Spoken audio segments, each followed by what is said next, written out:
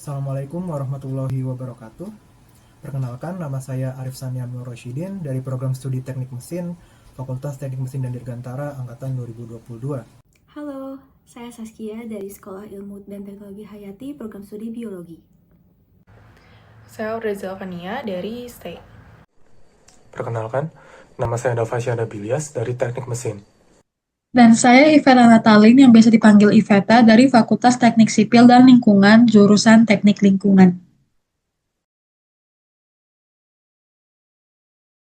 Pada kesempatan kali ini, kami akan mempresentasikan tugas besar kami, yaitu hubungan antara perubahan iklim dan juga peningkatan cuaca ekstrim yang terjadi di seluruh dunia. Pertama-tama, kami akan menjelaskan terlebih dahulu terkait konsep perubahan iklim dan juga kondisi cuaca yang saat ini terjadi. Perubahan iklim adalah sebuah fenomena yang merujuk pada perubahan signifikan pada pola statistik cuaca dalam jangka panjang, yang juga sangat berkaitan dengan peningkatan temperatur global. Data dari IPCC dalam laporannya, Sixth Assessment Report Working Group 1 pada tahun 2021 menunjukkan sebuah data observasi bahwa sejak masa pra-industri sampai saat ini, ada peningkatan sebesar 1,1 derajat Celcius pada temperatur global. Hal ini menjadi sebuah perhatian bagi masyarakat dunia karena peningkatan temperatur global ini pasti akan menyebabkan perubahan pada kehidupan di muka bumi. Namun, apa hubungannya si perubahan iklim ini dengan nantinya peningkatan kondisi cuaca secara ekstrim? Nah, di sini dapat digunakan prinsip sederhana dari prinsip dasar fisika pada atmosfer yang dimuat dalam laporan IPCC tersebut.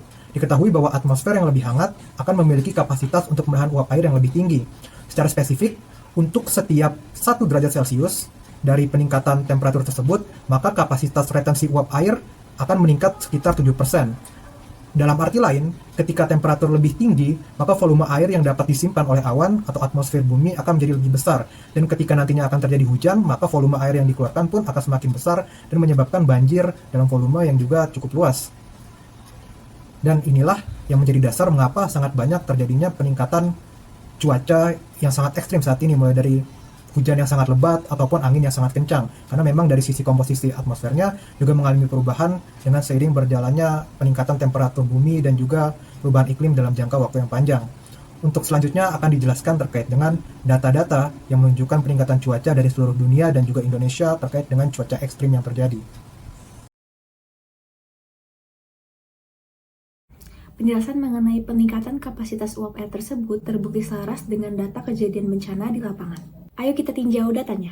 Secara global, World Meteorological Organization atau WMO dalam laporan State of the Global Climate 2023 mencatat bahwa tahun 2023 sebagai tahun terpanas dalam sejarah pencatatan modern. Dengan abnormalitas suhu mencapai 1,45 derajat Celcius, dampaknya sangat terlihat jelas di Eropa. Menurut European Environment Agency dalam The European State of the Climate 2024, wilayah tersebut mengalami rangkaian banjir dan badai yang ekstrim yang berdampak pada lebih dari 400.000 penduduk, menunjukkan kerentanan yang meluas. Di Indonesia sendiri, data BMKG menunjukkan tren yang serupa. Tahun 2024 tercatat sebagai tahun terpanas dalam sejarah pengamatan nasional, dengan abnormalitas suhu bertambah 0,8 derajat Celcius. Indikasi paling nyata dari tren tersebut terjadi baru-baru ini. Pada bulan November hingga Desember 2025, wilayah Aceh, Sumatera Utara, Sumatera Barat mengalami bencana hidrometeorologi yang sangat signifikan. Laporan BNPB dan analisis BMKG mengindikasikan bahwa curah hujan ekstrim di wilayah tersebut, utamanya di beberapa titik, melampaui 300 mm per hari. Hal ini dipicu oleh abnormalitas suhu muka laut yang hangat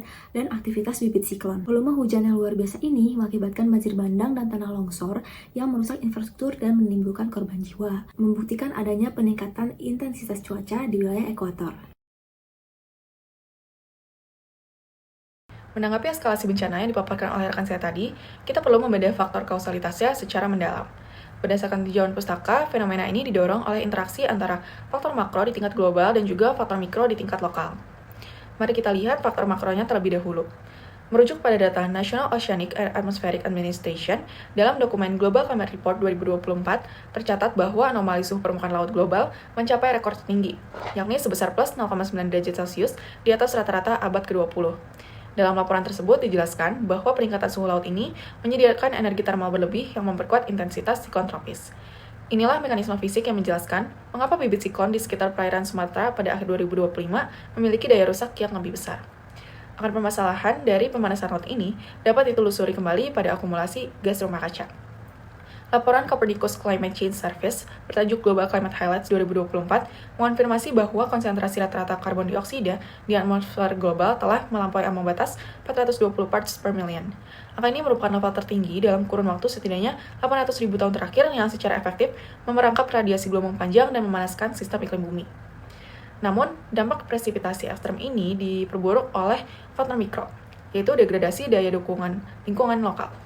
Kementerian Lingkungan Hidup dan Kehutanan atau KLHK dalam publikasi Status Lingkungan Hidup Indonesia 2023 menyajikan data mengenai perubahan tutupan lahan atau land cover change di berbagai daerah aliran sungai kritis. Laporan tersebut mengindikasikan penurunan koefisien infiltrasi tanah akibat konversi hutan menjadi lahan terbuka atau pemukiman. Dengan demikian, bencana hidrometeorologi yang terjadi merupakan resultan dari dua variabel, peningkatan intensitas curah hujan akibat pemanasan global yang berinteraksi dengan penurunan kapasitas retensi air tanah akibat degradasi lingkungan lokal.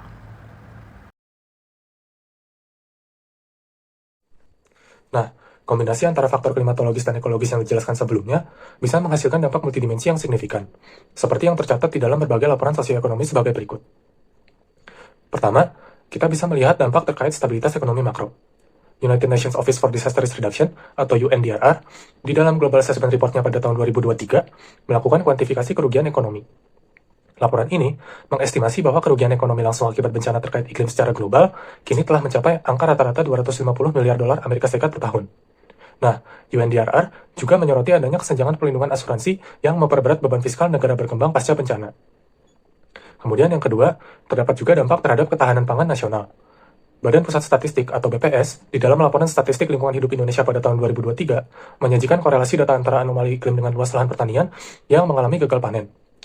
Nah, data BPS ini menunjukkan bahwa kejadian banjir ekstrim di sentra produksi beras berkontribusi langsung terhadap penurunan suplai gabah nasional. Hal ini tentunya memicu mekanisme pasar yang berujung pada inflasi harga pangan atau volatile food inflation yang secara langsung menggerus daya beli masyarakat yang berpendapatan rendah. Kemudian, terdapat juga dampak terkait kesehatan masyarakat. Nah, selain data pengungsian dari BNPB, kita juga perlu memperhatikan laporan teknis dari World Health Organization atau WHO.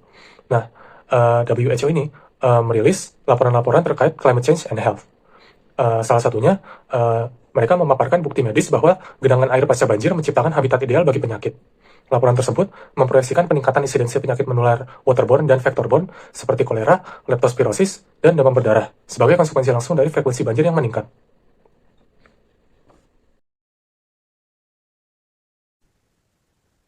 Nah, berdasarkan analisis dampak yang komprehensif tersebut, diperlukannya respons sistematis melalui strategi mitigasi yang adaptasinya terukur. Nah, jadi ada 3 strategi. Yang pertama itu penguatan adaptasi infrastruktur.